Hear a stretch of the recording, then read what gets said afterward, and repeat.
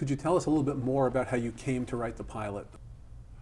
We were in Musso Frank's with my son.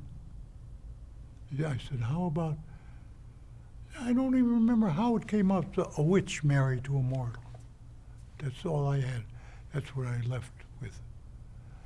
And it became, it was a hit immediately, but everybody talked about it, and I said, because it was the first one of its kind, supernatural shows on television.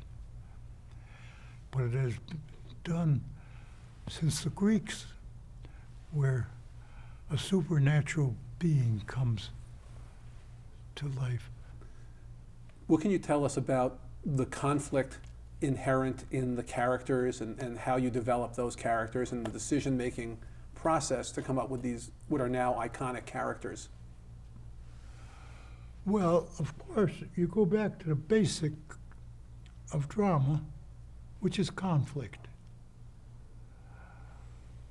I don't believe in writer's block.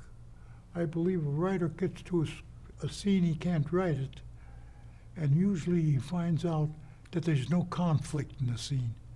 That's why it's not being, so it's conflict.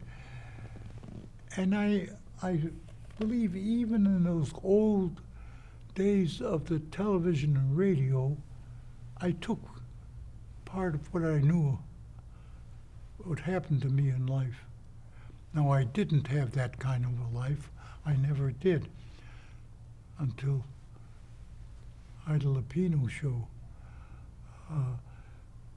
But, well, I remember James Cagney's line to a new actor.